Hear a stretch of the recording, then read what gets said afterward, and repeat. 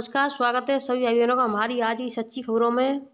तो आज बहनों जो आदेश आया है निदेशालय से उसको आप ध्यान से देखें और इस वीडियो को शेयर कर दें, क्योंकि समस्या बहुत बड़ी और गंभीर समझें। और सबसे मेन चीज़ है, जिन बहनों का पोषण ट्रैकर पर कार्य नहीं हो रहा है यानी अपडेटिंग मांग रहा है, तो उसके लिए हमने वीडियो बना करके डाल दिए। जल्दी से देख लें, बिना अपडेटिंग के काम हो जाएगा। किस तरीके से आपको करना है वो आपकी देखना होगा, लेकिन इस वीडियो को स्किप ना करें, क्योंकि 1-20% यानी 1 सेकंड के लिए भी स्किप कर दिया तो आप अपना कार्य पूरा नहीं कर पाएंगे पोषण ट्रैकर पर। तो अब मैं आपको आदेश दिखाने जा रही हूँ राशन का, यानी जो राशन के वितरण के लिए जो आदेश निकला है वो बहुत खतरनाक निकला है। और सबसे मेन चीज़ है, देखिए जो यानी PDF 3 महीने बाद चेंज होकर के आया है। जनवरी में जो दिसंबर में आपने जो बच्चे दिए होंगे उनका PDF जनवरी के राशन के हिसाब से आता है, तो उसमें बहुत ज़्यादा घटत हो चुकी है। यानी जो जितने आपने बच्चे दिए होंगे उतने का नहीं आ रहा है। यहाँ पर 6 दात्री हैं तो 6 का नहीं है, 15 गर्भवती हैं तो 15 का नहीं है, 4 का है, 8 का है, यानी बहुत ज़्यादा। और जबकि दिसंबर महीने का जो होता है वो यानी दिसंबर महीने के लास्ट वीक तक आप दे सकती हैं, तो उसके हिसाब से आपका बन करके आता है। 3 महीने बाद चेंजिंग होती है। तो अब की बार बहुत ज़्यादा बदलाव ऐसे हर चीज़ में कर दिए गए हैं कि राशन में तो बहुत ज़्यादा ही कर दिया गया है। तो देखिए जो आदेश निकला है उसमें आप ध्यान से देखें। इसमें जो राशन के लिए जो वितरण के लिए जो निकला है उसको आप, क्योंकि जो बहनें गलती कर देती हैं वो गलती ना करें, और नहीं तो आपके खिलाफ भी कार्रवाई हो जाएगी। तो देखिए सबसे पहले ऊपर रूप में चावल प्राप्त नहीं करेंगी, यानी आंगनवाड़ी चावल प्राप्त नहीं करेंगी। लाभार्थी को चावल का वितरण आंगनवाड़ी कार्यकर्ती द्वारा प्रदत्त पर्ची के आधार पर कोटेदार ही यानी कोटेदार द्वारा ही किया जाएगा। आपको क्या करना है, पर्ची बना करके देनी है जब भी यानी चावल आता है, तो उसके लिए यानी बड़े बच्चों का कितना आता है और छोटे बच्चों का कितना आता है तो उस पर्ची पर लिख करके देना है, कोटेदार ही देगा। उसके आंगनवाड़ी कार्यकर्ती द्वारा कोटे लाभार्थी को सत्यापित सूची चावल वितरण में पूर्व उपलब्ध कराई जाएगी, यानी करा दी जाएगी या कराई गई है, तो जो भी है। अब 6वें नंबर पर देखें, आंगनवाड़ी कार्यकर्ती द्वारा लाभार्थियों के अनुपूरक पुष्टाहार का वितरण करते समय इन बातों का विशेष ध्यान रखा जाएगा। कौन सी बात ऐसी हैं जिनको विशेष ध्यान रखा जाएगा? आप सभी बहनें सुन रही हैं, बहुत अच्छे से इसको इन्हें माइंड में उतार लें, क्योंकि आप गलती न करें कि लाभार्थियों की श्रेणी के अनुसार निर्धारित पोषाहार ही वितरण किया जाएगा, यानी किया जाए। तो देखिए जो लाभार्थी होता है उसी के हिसाब से वितरण किया जाता है। जैसे कि यानी 7 माह से 3 वर्ष का बच्चा है तो आपको जो उसका होता है अलग होता है, गर्भवती दात्री का अलग होता है, 3 से 6 वर्ष के बच्चे का अलग होता है। आप तो ऐसा तो नहीं करोगी, यानी 3 से 6 वर्ष के बच्चे का राशन आप गर्भवती दात्री को दे दोगी, या फिर गर्भवती दात्री का राशन आप 3 से 6 वर्ष के बच्चों को दे दोगी। आप ऐसा तो नहीं करोगी। फिर भी यानी सरकार को ऐसा लगता है कहीं आप इधर उधर कर देती हैं, तो इसको देखिए पोषाहार के वितरण किया जाए। किसी भी स्थिति में किसी एक लाभार्थी वर्ग का पोषाहार अन्य लाभार्थी वर्ग को न दिया जाए। उदाहरणार्थ 3 से 6 वर्ष के बच्चों हेतु प्राप्त पोषाहार अन्य लाभार्थियों यथा 6 माह से 3 वर्ष के बच्चों गर्भवती धात्रियों का वितरण न किया जाए। यानी कि 6 माह से 3 वर्ष के बच्चे का यानी जो राशन है उसको गर्भवती धात्री को नहीं देना है, गर्भवती धात्री वाला है उसको 3 से 6 वर्ष के बच्चों को नहीं देना है।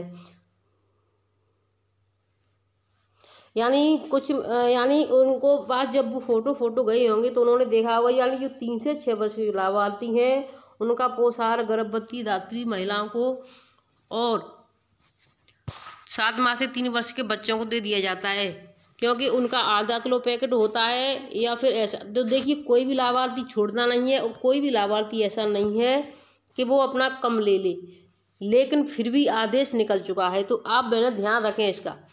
7वां नंबर देखें आप सभी बहनें, पोषाहार वितरण पंजिका में लाभार्थी को दिए गए खाद्यान्न की मात्रा अवश्य अंकित करें। यानी जिस लाभार्थी को जो भी खाद्यान्न दे रही हैं उसका यानी रजिस्टर में मेंटेन करें, अंकित करें कि आपको इसको इतना राशन दे रहे हैं।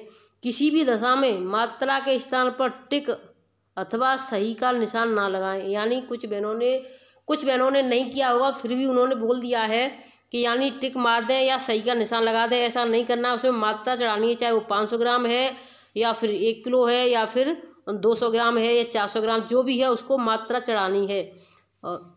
टिक ना लगाएं। पंजिका में पोषाहार प्राप्त करने वाले लाभार्थी अथवा उसके परिवार के सदस्य का हस्ताक्षर अंगूठा निशानी अवश्य ली जाए। यानी जो भी राशन लेने के लिए आता है तो आप ऐसा ना करें कि जैसे गर्भवती का राशन है तो हम उसको यानी जो भी उसके परिवार से सास लेने आ रही है, ननंद लेने आ रही है, देवर जो भी आ तो हम उसी का हस्ताक्षर कराना है। ऐसा ना करना है कि जो गर्भवती है तो हम उनसे वो आ रहा है लेने के लिए और नाम लिखवा रहे हैं हम गर्भवती का, तो ये एक फेक माना जाएगा। क्योंकि जब भी गर्भवती को बुलाया जाएगा मौके पर तो वो मना कर दें कि मैं तो नहीं ले करके गई, और जो हस्ताक्षर हैं तो ये तुम्हारे हस्ताक्षर हैं, तो वो मना कर दे कि मेरी राइटिंग नहीं है, तो इसमें आपके लिए प्रॉब्लम हो सकती है। तो जो भी ले करके जा रहा है चाहे वो उसके परिवार का हो, कोई भी रिश्ता हो उसके साथ, तो उसका नाम लिखवा लेना है उसी की राइटिंग में। वो अपनी राइटिंग में ही लिखेगा, हर इंसान अपना नाम लिखता है तो हस्ताक्षर करेगा, और उसके सामने उसका संबंध लिख देना है कि ये इसका संबंध यानी इसका देवर है, ननद है, सास है, जो भी उसका लग रहा है या उसके बच्चे हैं तो उसके सामने वो लिख देना है। पंजिका में लाभार्थी के प्राप्त करने वाले व्यक्ति के संबंध को भी अंकित किया जाए। तो मैंने आपको बताया कि यानी जो संबंध होते हैं उसको भी अंकित करना है, ऐसा ना करें कि हमने उसको नहीं लिखा। अब देखिए दूसरा खबर है उसको भी हम आपको दिखा देते हैं।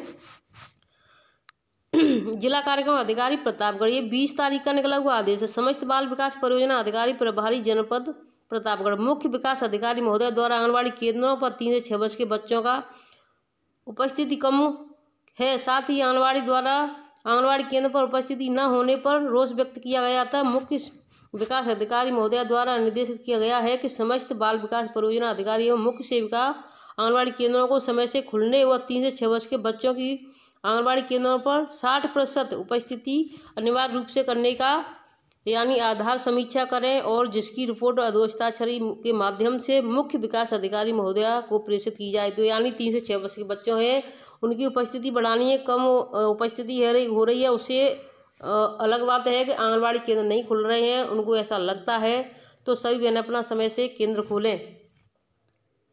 और देखिए राजस्थान सरकार ने भी पोषण ट्रैकर के लिए जो निकला है आदेश 27/2 का निकला हुआ आदेश है, 2 दिन पहले का। पोषण ट्रैकर पर सूचना नियमित सटीक एवं पूर्ण रूप से दर्ज कराने के संबंध में पोषण ट्रैकर पर डेटा फीडिंग की BC के माध्यम से सभी जिला उपनिदेशकों के साथ समीक्षा बैठक दिनांक 23/2/2024 को निदेशक ICDS की अध्यक्षता में आयोजित की गई। बैठक में पोषण ट्रैकर पर दर्ज की जा रही सूचनाओं की स्थिति में जिलावार समीक्षा की गई तथा निम्नलिखित निर्देश प्रदान किए गए। तो निर्देश कौन कौन से प्रदान किए गए हैं इसको भी देख लें। नंबर 1, आंगनबाड़ी कार्यकर्ता एवं सहायिकाओं के प्रोफाइल में आधार अपडेट का कार्य 3 दिवस में पूर्ण कराना सुनिश्चित करें। आधार सत्यापित के लिए आधार में दर्ज सूचनाओं के अनुसार ही नाम, जन्म तिथि तथा आधार नंबर दर्ज कराना आवश्यक है। इसके लिए जिन आंगनबाड़ी कार्यकर्ता एवं सहायिकाओं के आधार सत्यापित नहीं हो पा रहे हैं उनको एक बार आधार सेवा केंद्र या ई-मित्र से या स्वयं द्वारा UIDAI की वेबसाइट से अपने नवीनतम अपडेट आधार की प्रति प्राप्त कर उसके अनुसार अपने आधार में दर्ज विवरण को पोषण ट्रैकर पर दर्ज करने हेतु निर्देशित करें। तो देखिए यही चल रहा है कि यानी आंगनबाड़ी के बहनों के और सहायिका बहनों के अपडेटिंग करें, आधार कार्ड सत्यापित करें, और जो आधार कार्ड में है वही होगा, क्योंकि आपकी डेट ऑफ बर्थ अगर डॉक्यूमेंट में अलग है तो वो नहीं डलेगी, सिर्फ आधार कार्ड की डलेगी, तभी आधार कार्ड सत्यापित हो पाता है। पोषण ट्रैकर पर 4703 आंगनबाड़ी केंद्रों की लोकेशन दर्ज नहीं की गई है। उक्त अनुसार शेष रहे आंगनबाड़ी केंद्रों की लोकेशन 3 दिवस के अंदर करवाना सुनिश्चित करें। तो देखिए पोषण ट्रैकर की वही है, पोषण ट्रैकर पर सबसे ज़्यादा कार्रवाई चल रही है। सभी बहनों को जानकारी है कि ये ऑल इंडिया यानी भारत सरकार का ऐप है, तो इसमें सभी राज्यों के लिए वही खबर है। तो सभी बहनें अपना अपना कर लें, चाहे वो किसी भी राज्य से आप देख रही हैं। आप किस राज्य से देख रही हैं हमें अवश्य बताएं। पोषण ट्रैकर पर पंजीकृत किए जाने वाले सभी लाभार्थियों का आधार एवं मोबाइल नंबर वेरीफाई का सत्यापन पंजीकृत समय ही करवाना सुनिश्चित करें। अभी पोषण ट्रैकर पर पंजीकृत लाभार्थियों में से लगभग 8% लाभार्थियों का आधार तथा लगभग 21% लाभार्थियों के मोबाइल नंबर पर सत्यापित होना शेष है, जिसकी इसी माह में पूर्ण करवाना सुनिश्चित करें। नंबर 4 है आंगनबाड़ी कार्यकर्ता द्वारा केंद्रों के खुलने की एंट्री रोजाना पोषण ट्रैकर ऐप पर करने हेतु निर्देशित किया हुआ है, परंतु जनवरी 2024 की रिपोर्ट के अनुसार 2854 केंद्र द्वारा एक भी दिन पोषण ट्रैकर पर रिपोर्ट नहीं की गई है तथा केवल 55% आंगनबाड़ी केंद्रों द्वारा 21 दिन से अधिक केंद्र खोलने की रिपोर्ट की गई है। फरवरी माह में दैनिक ट्रैकिंग की रिपोर्ट अनुसार औसतन लगभग 70% आंगनबाड़ी केंद्रों द्वारा ही रोजाना केंद्र खुलने की रिपोर्ट की जा रही है। अतः सभी आंगनबाड़ी केंद्रों को खुलने की रिपोर्टिंग रोजाना करने हेतु सभी आंगनबाड़ी कार्यकर्ताओं को पार्षद करें तथा दैनिक ट्रैकिंग के अंतर्गत दैनिक गतिविधियां जैसे 3 से 6 वर्ष के बच्चों की उपस्थिति, शाला पूर्व शिक्षा, नाश्ता व गर्म पूरक पोषाहार वितरण संबंधी सूचनाएं एंड फोटो रोजाना पोषण ट्रैकर पर दर्ज की जाए। नंबर 5वां देखिए, आंगनबाड़ी कवरेज क्षेत्र में 0 से 6 वर्ष की आयु को सभी बच्चों की नियमित वृद्ध निगरानी, वजन, लंबाई, ऊंचाई। तो देखिए वही है, पोषण ट्रैकर की सभी समस्याएं आपको पूर्ण करनी है।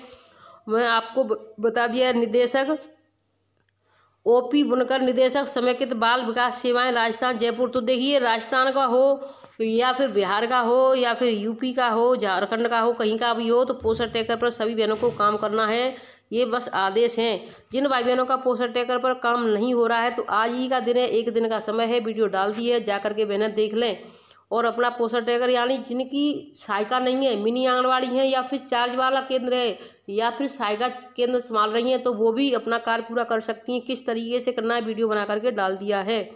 और बहनों की प्रोत्साहन राशि में बहुत बड़ा बदलाव कर दिया गया है, तो इसकी वीडियो डाल दी है, जा करके देख लें। अब बहनों आंगनबाड़ी शिक्षा विभाग से